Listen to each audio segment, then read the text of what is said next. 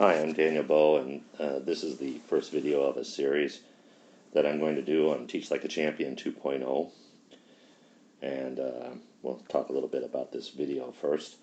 And me, I've been teaching for 20 years, and I've been a teacher trainer for about 15 years. I started using Teach Like a Champion, the original one, in 2010.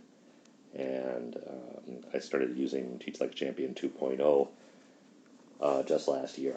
So there are a lot of similarities between the second edition and the first edition.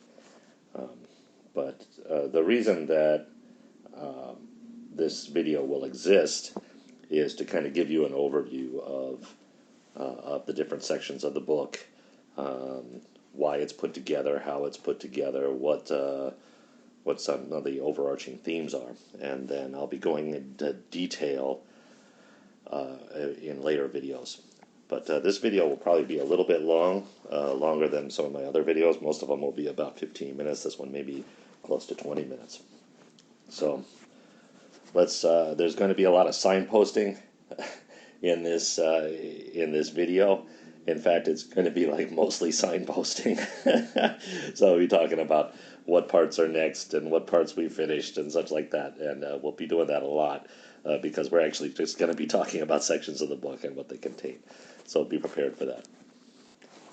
So the first question that we're going to ask is what is Teach Like a Champion and what is Teach Like a Champion 2.0? Teach Like a Champion is basically a cookbook or a recipe book on the art of teaching. So in the early 2000s, the author Lemov went into classrooms and observed large numbers of teachers and tried to classify what good teaching looked like and take some of their techniques that they had in common, give them a name, and describe what they look like. So I especially like to use Teach Like a Champion 2.0 for training new teachers, although it's been good for experienced teachers who didn't have this kind of training before as well. But for new teachers, because it gives us a vernacular. We can talk about a certain type of technique, and everybody knows what we're talking about. And number two, it gives something very concrete. So if we say, for example, you need to do cold call more, which a cold call is a technique we'll be talking about in one of the other videos, then that teacher can go back and read a little bit about cold call and know exactly what they need to do. So that makes, as a teacher trainer, as an observer, that makes my job a lot easier because I'm able to recommend specific techniques to new teachers. And a lot of times new teachers complain that when they're observed, a lot of the advice they're given is very theoretical and they don't know what to do with it because they're new teachers and they don't have the experience in the classroom. So this kind of cookbook format, recipe book format, really helps them, the whole process to be more concrete. And I like to think about it like a recipe book, literally. So if we take that metaphor and we extend it, when I was young, I worked in a lot of classical and Nouveau French restaurants, and techniques had names. And that makes it easy for the chef to tell somebody like me who's doing prep or doing sauces or whatever, you need to julienne these potatoes. I know exactly what they have to look like, and I need a beurre blanc. I know exactly what that is. I know what the recipe is. He tells me what I need to do, and he's much more experienced than I am. And as a fledgling cook, French cook, we don't give huge amounts of freedom to explore how to cook the wrong way to people like that. When you're learning learning any skill, you're learning how to play a musical instrument. The music teacher doesn't just throw you an instrument and say, "All right, come back in 3 weeks and be ready to play for me," which you intentionally teach how to do scales, how to read, how to hold, all of that stuff, and you get little shorthand about what those things look like, and teaching is no different. Teaching is an art, teaching is a skill, teaching is a bit of a science, but there are skills that have to be honed to be able to apply that art and science. So that's what the heart of Teach Like a Champion 2.0 is. Part 1 of Teach Like a Champion 2.0 is called Check for Understanding, and our goal there is to make sure that we know what our students know and don't know, and then what we need to do, how we need to act on that knowledge once we get it. There are 2 chapters in Part 1. Chapter 1 is called Gathering Data on Student Mastery, and Chapter 2 is Acting on the Data and the Culture of Error. Chapter 1 is called Gathering Data on Student Mastery, and there are 6 techniques inside that chapter. Rejecting self-report, technique number 2, targeted questioning, technique number 3, standardizing the format, 4, tracking not watching, 5, show me, and 6, affirmative checking. The first technique in Chapter 1 is Technique 1, reject self-report, which basically tells us not to believe students when they tell us they know something, which, doesn't mean that they're lying, although they could be. There's lots of reasons why students don't tell us that they don't know stuff, and in many cases is that they don't really understand that they don't know it. So the only way to actually find out is to check, to test, and that's what it does. Technique number 2 is called targeted questioning, and that's all about making sure that you know what kind of questions you're going to ask and what the answers are that you expect from those questions, and that those questions that you ask get actual data on whether students know something or not. Because it's easy to ask questions that don't actually tell you whether the students know something, know what you expect them to know or not. Technique number 3 is standardize the format, and this is all about trying to make sure that you checking for data is as easy on you as possible, so you know where to look, or you know how to check quickly to get this data. And a lot of times it comes down to having students write in a certain standardized place, box their answers, those kinds of things. Tracking not watching, technique 4, is about making sure that when there's activity, we know whether that activity is actually productive or not, because it's easy to have a lot of motion, a lot of things going on in the classroom, and then we're not actually getting very much done. Technique number 5, show me. Show me is great, and show me is all about having students give you real-time feedback, generally as an entire class, about what they know. So you can use clickers or fingers or thumbs up, thumbs down, or kids write on mini whiteboards, stuff like that. It gives us a lot of data really fast on how much students know. The last technique in Chapter 1 is technique number 6, affirmative checking, and that's basically setting up roadblocks for our kids, so that they can't do too many incorrect iterations at one time. So, we may ask students to do 1 or 2 problems that they would be doing independently, and when they finish the second one, then they need to call and get clearance from us as teachers to continue on the next 4 or 5 that they need to do. Moving on to chapter number 2, this is the last chapter in part 1. It's called Acting on Data and Culture of Error. There are 4 techniques in there. Technique 7, Plan for Error. 8, Culture of Error. 9, Excavate Error. And 10, Own and Track. So the first technique in Chapter 2 is Technique 7, Plan for Error. And that's about making sure that we understand the kinds of errors that our students are likely to make and really think deeply about that and how we're going to deal with those kinds of errors. The next technique is Technique 8, Culture of Error, which says that we should expect, as a class, we should expect that students make those errors that we planned for in Technique number 7, because nobody starts off with any skill and doesn't make any mistakes. It's always a process.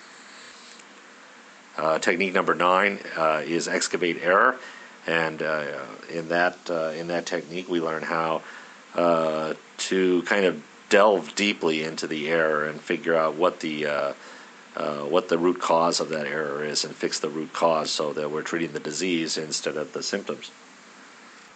The last technique in Chapter 2 is Technique 10, Own and Track, and that's about making sure your students understand that they've made errors and that they correct those errors and that they understand how to move forward after they've corrected those errors. So always have your students correct errors on anything that they do.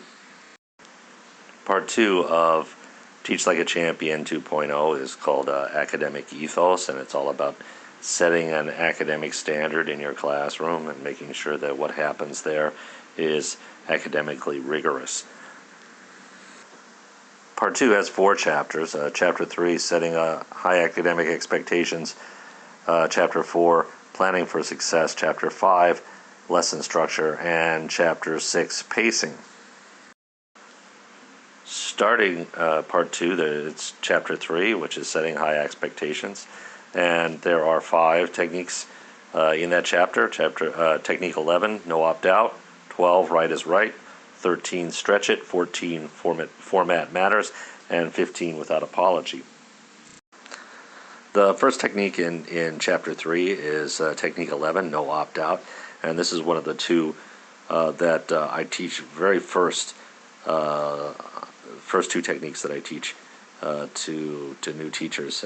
No Opt-Out really says that no student is allowed to really not answer a question. So if they get the question wrong or they don't answer a question, we make sure they get the question right.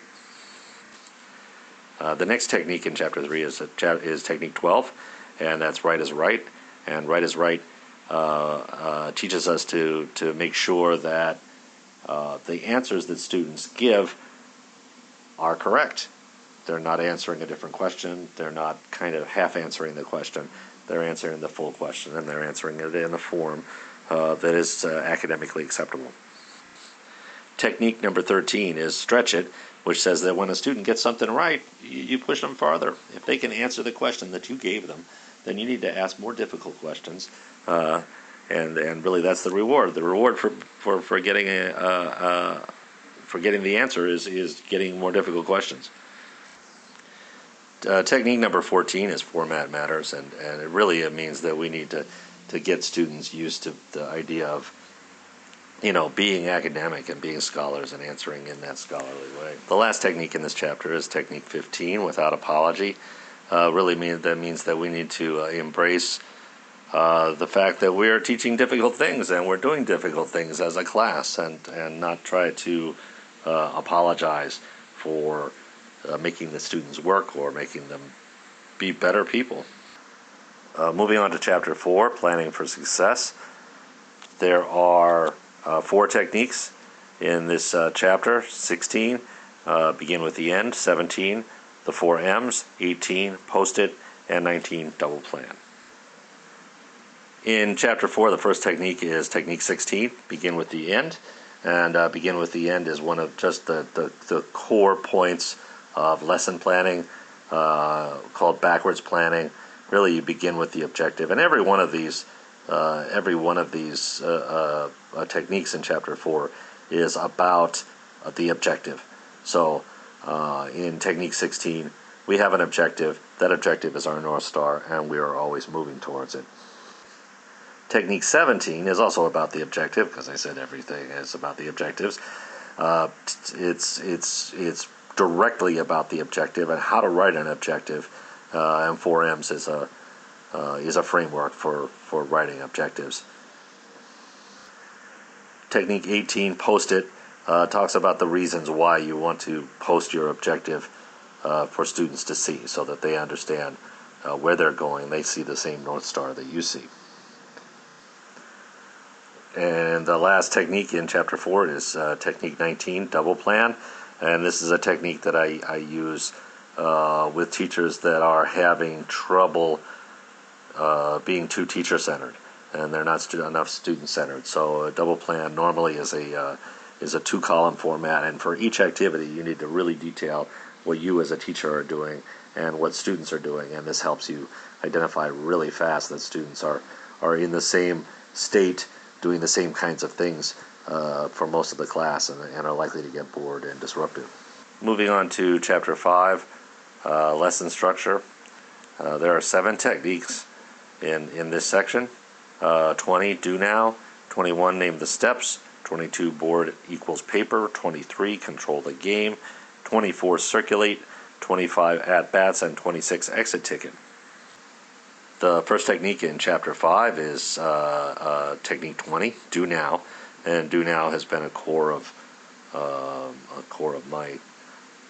my teaching for the last, as long as I can remember, really honestly. So basically, Do Now sets the standard that when the students walk into your class, they're going to start working. And they start working from the first second that they're there. The next technique is Technique 21, Name the Steps. Name the Steps is really effective for any process that we're doing. So if you're a math teacher, or you're teaching a process of writing, or you're teaching a process in science, something similar to that, then naming the steps and making them sticky is really important to getting kids to remember. Technique number 22, Board equals Paper, is really about how to start note-taking, because students are terrible at note-taking, and the very few times in my career have I ever had kids who stepped in to a classroom and knew how to take effective notes. And so Board equals Paper is our first step on effective note-taking. The next technique in Chapter 5 is Technique 23, Control the Game. This is all about reading out loud, and reading out loud gets kind of a bad rap these days, but especially reading out loud can be effective. It can be an enormous waste of time, but if you do it correctly, as detailed in Control the Game, then it is very effective as a classroom technique. So Technique 24 is next. It's Circulate, and a lot of teachers end up being at the front of the class a lot of time, and Circulate is how to break that plane and move off into the student's area, and make sure you know what's going on over there. Be more involved. So if you're the kind of teacher who's up front in class a lot, then you should definitely take a look at Technique 24. Technique 25 is At Bats, and if your students are not getting enough practice time, you can identify that your students aren't individually each getting enough time, enough at bats, enough times up practicing whatever skill that you need. You need to look at Technique 25. And the last technique in Chapter 5, which is also the last technique that you'll probably use in class, is Technique 26, Exit Ticket. And this is how we take a read as students are leaving the room, whether they really succeeded on the objective that we tried to move forward on in that class, so that for the next class we can go back and fix any problems. We know who's strong and who's weak. We can do mixed ability grouping, and know who's going to be our leaders in each group. The last chapter in part 2 is chapter 6, pacing. And there are 5 techniques. Technique 27, change the pace. 28, brighten lines. 29, all hands. 30, work the clock. And 31, every minute matters. The first technique in chapter 6 is technique 27, change the pace, which is about making sure that that you are cycling through enough activities, enough kinds of activities in your class with enough different states.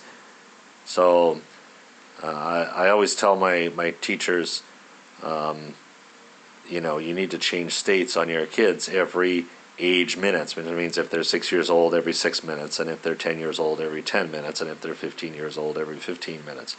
You need to change stuff up. That time, the technique actually says nothing over 10 minutes. But students' attention span gets longer as they get older. So I prefer every age minutes. Technique 28 is called brighten lines, and it's about making sure that your move between these activities that you've just set up is crisp. Your transitions are good. All your kids are coming along, and there's no issues there. So if you're having trouble getting transitions, you should take a look at brighten lines. Technique 29 is all hands, and it's about hand raising and how to do hand raising in class and make sure that's productive. We generally suggest that teachers try to cold call as often as possible, which is a technique that's discussed later.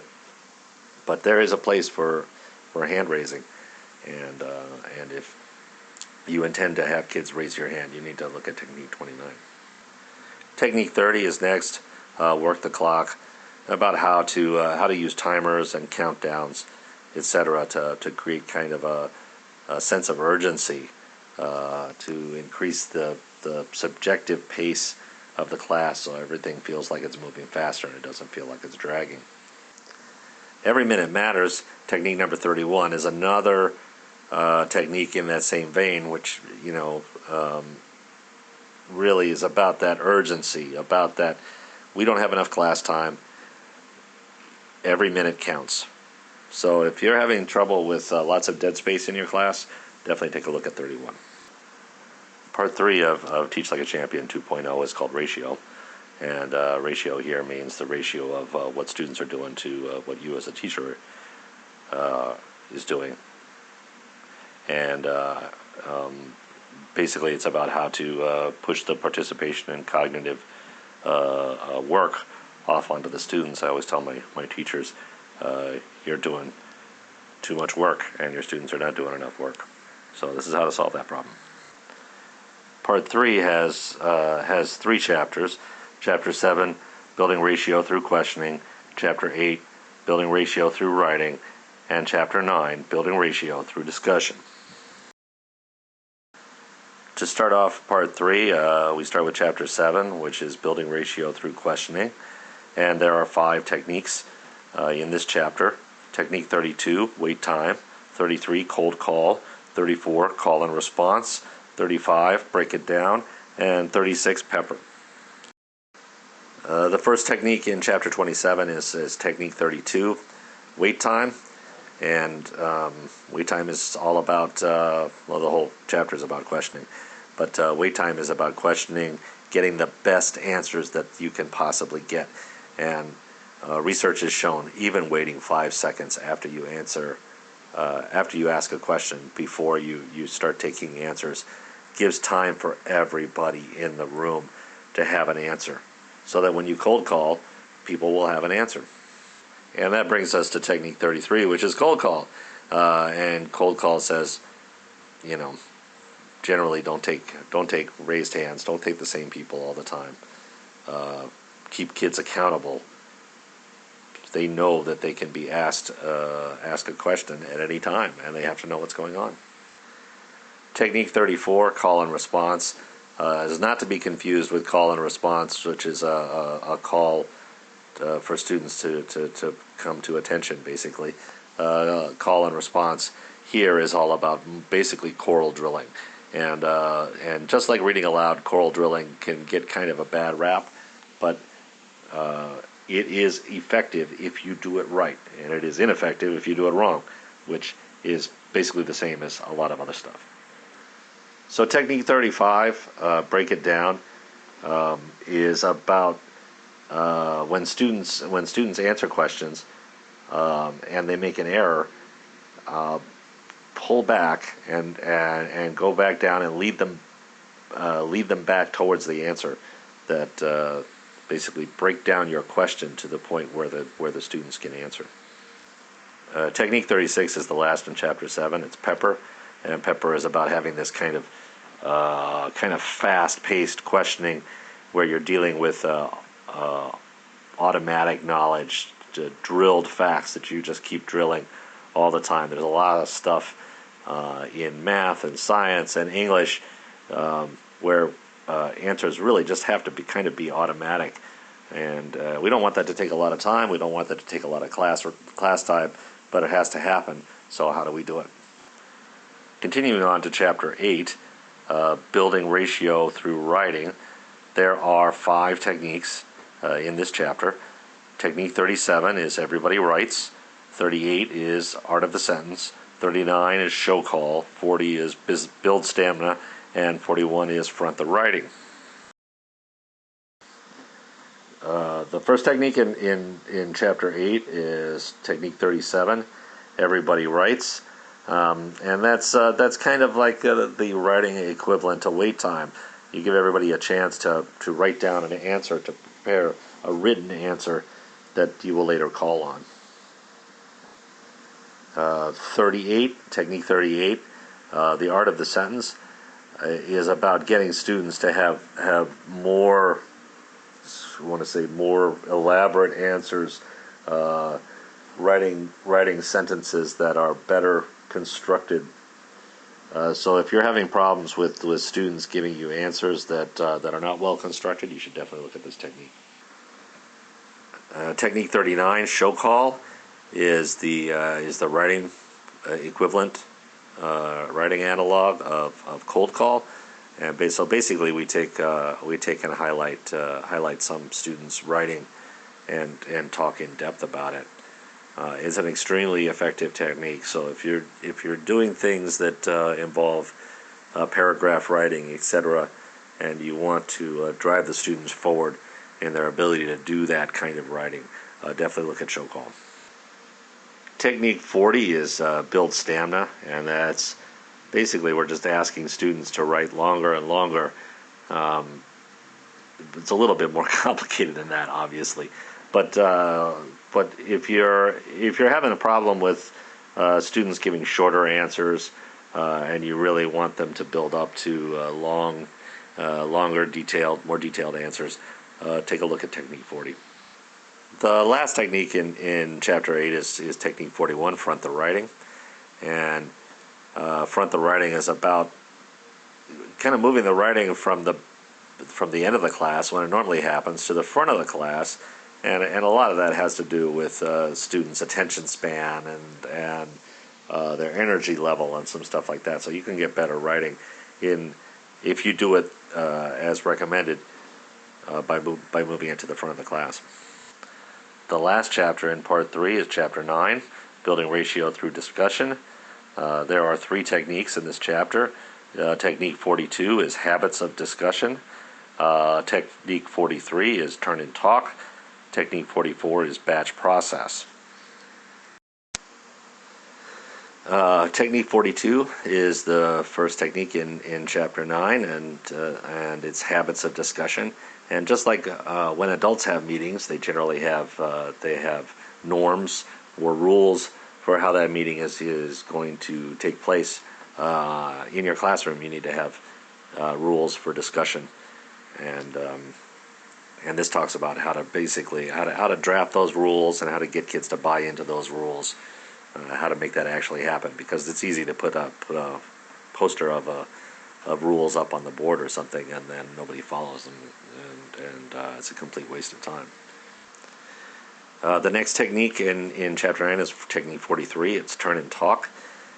And turn and talk can take a lot of forms, but there's a popular one mentioned is think, pair, share. I think most teachers who've been involved in any for more than a couple of months have heard of think, pair, share. So turn and talk is really how to make that effective and how to make sure that when the students turn to talk to each other, it doesn't just end up being them talking about the baseball game yesterday or whatever. So the last technique in Chapter 9 is Technique 44, batch process. And in Chapter 8 we had build stamina, build writing stamina.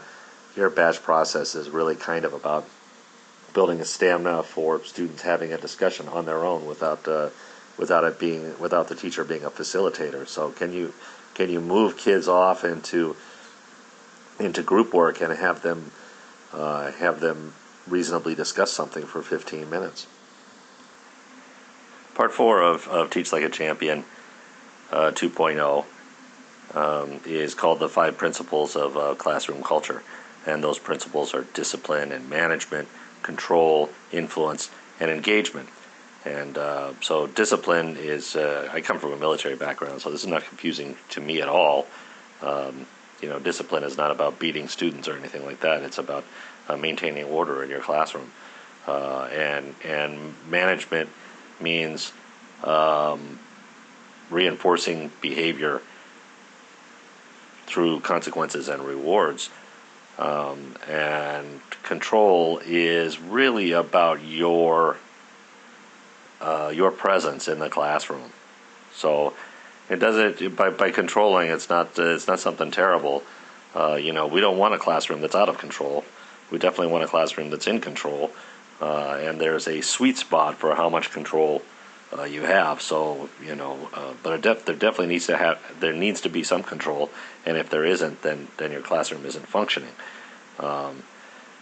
Influence, you need to be able to influence your students. You need to have a relationship with them. You need to be able to make them want to do things that they probably wouldn't want to do otherwise, without simply resorting to some kind of power trip. And the last of these principles is engagement. So how do we keep students engaged in the class through kind of interesting activities or other ways? Part 4 has 3 chapters. Chapter 10, Systems and Routines. Chapter 11, High Behavioral Expectations. And Chapter 12, Building Character and Trust. The first chapter in Part 4 is Chapter 10, Systems and Routines, which is a foundation for almost all classroom management.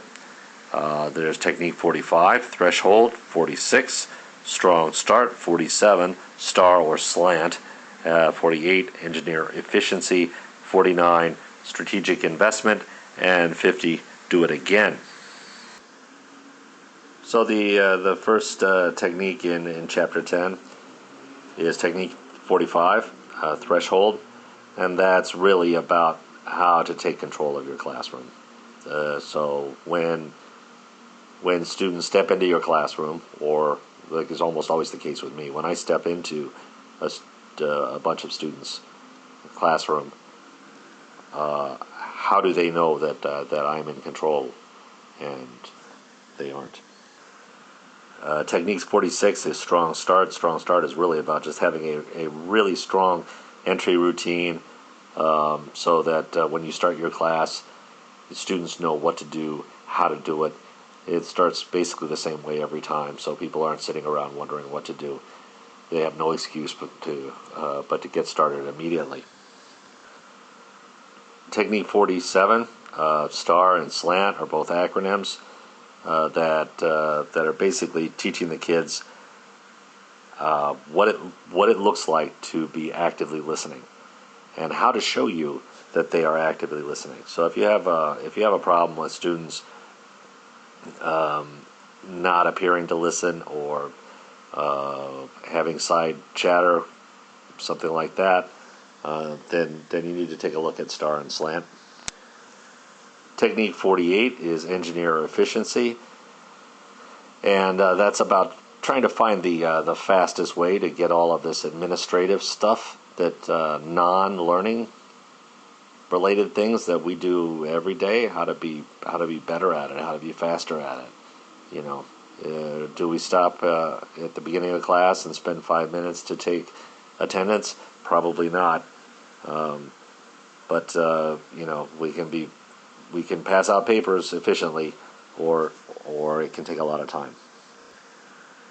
Technique 49 is strategic investment, and this is going to sound contrary, I guess, a little bit to Technique 48, but really it's saying that Technique by number investing 59, time, precise learning praise, the routines, is we about gain time at the end. getting So we invest time from your praise. practicing So we our want to be routines positive, at the beginning and we of want to the say, school we year. want to tell students And they did a great job somewhere on something. about 8 weeks But in, our they're students going to do understand the a much routines, better job and then for the the next time rest if of we the let year, them know why they did we it. make all of Good that job this time back, and plus what they need multiple to do times again over.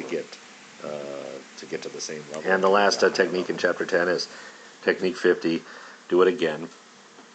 And if you have a problem with your routines just not getting done right, or half getting done and then everything kind of falling apart, you need to go look at this technique, because we do it again and we do it right.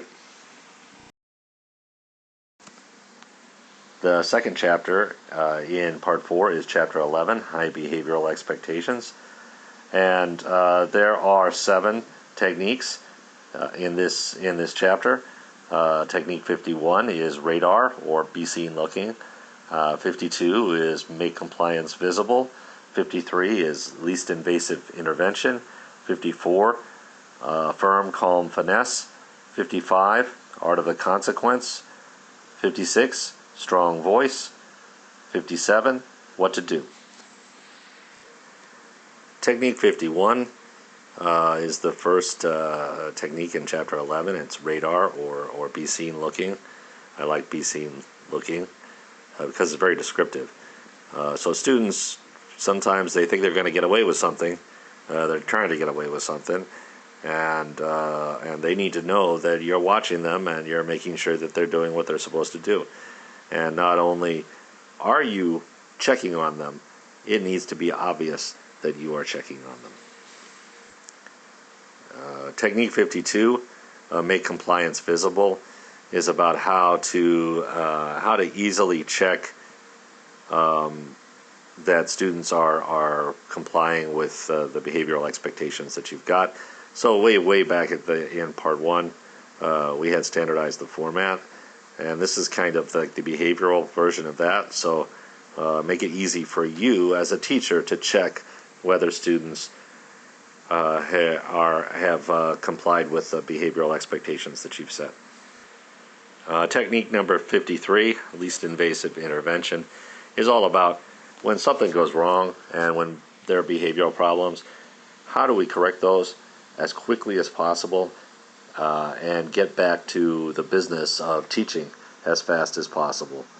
And so if you have a problem kind of going off the rails on your class, one behavioral issue leads to another behavioral issue, which leads to another, then you need to take a look at this. Technique 54 is firm, calm, finesse. So you know, it's all about maintaining your poise. So a lot of times, getting results is about not being emotionally involved. So if you tend to kind of lose your cool when behavior problems happen, definitely look at Technique 54. Technique 55, art of the consequence. So if I do this video, when I do this video, I'm definitely going to bring the Breakfast Club in here because that is kind of the prototypical example of what not to do here. Technique number 56, strong voice, is actually not very much about your voice. A little bit about your voice, but a lot of it is not about your voice. It's really about your presence in the classroom and and how to, number one, have a register that students are likely likely to follow, and number two, how to develop two registers, one which is for direction and one which is for kind of conversation. The last technique in Chapter 11 is what to do. And what to do means that really it's on us as teachers to be very explicit about how we expect an activity to go, what steps are involved, what students need to be doing at each step. And if there's gray areas in how we explain something, we can't expect students to read our minds. So if you have problems with kind of like that issue, like you set up a kind of an interesting activity, and then none of the students really, so I say half the students go a different direction. It may be that you're not using this technique to its full effect. The last chapter in part 4 and in the book is chapter 12, building character and trust, and there are 5 techniques in this chapter. Technique number 58 is positive framing, 59 precise praise, 60 warm strict, 61 emotional constancy, and 62 joy factor. Okay, in chapter 12, the first technique is technique 58, positive framing. And this is really important. We need to come at basically every problem, every issue that we have in class from looking from a positive angle. Otherwise, we can become that teacher which is bitter and hates students and goes into the teacher break room or lunch room and just endlessly complains about their job and hates their job. So I recommend all teachers read this from the first day that they come in.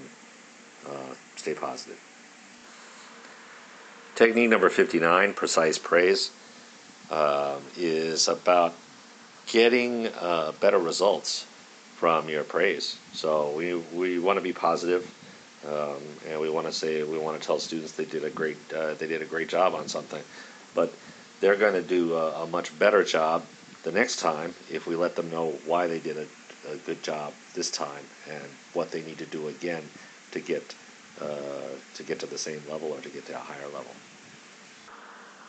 Technique 60 is warm strict, and that is about I like to summarize it as the perfect parent who you always know loves you, but will never ever let you get away with anything. Technique number 61, emotional constancy, is all about being level-headed. And so if you have kind of a problem where you get emotional in class, when things don't go your way, either behaviorally or academically, do you get flustered? If you do, read technique 61. And the last technique in chapter 12 and part 4 and the book is joy factor. And I think it's a great way to close out the book because it's easy to forget that we need to have joy in the classroom. The classroom needs to be a fun place to be. We need to celebrate people. We need to celebrate successes. So this is, I'm kind of a down-to-business guy, so this is definitely something that I go back, I reread regularly. I reread Joy Factor regularly to remind me that I need to celebrate students. So that brings us to the end. Teaching is an art, and just like all art, it takes a lot of practice. And the number of moving pieces moving parts in the average machine of a single class period, just enormous. And as a new teacher, you can't expect yourself to be good at everything. And I think a lot of new teachers get really frustrated because from the outside it doesn't look like there's that much involved. But once you're in control of 30 kids and trying to get them to learn some new stuff and stay on task and generally all go in the same direction and answer to your administration, the stress gets very high. So be realistic.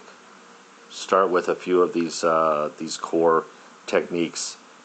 If you've got an instructional coach or a head teacher who's in your classroom, ask them, what do you want me to work on? Specifically, what is the next thing that I can do? Don't try to take too many techniques at one time. Take one or take two, spend a couple of weeks on them, nail them down, and then move on to another couple of techniques. And if you're like me and you're 20 years in, there are still going to be techniques that you need to go back and you need to think about, how am I going to get better at them? And that's one of the things that I love about the teaching profession is it is so deep. There's content, there's pedagogy, there's techniques like Teach Like a Champion. It will just never end. We will never be perfect.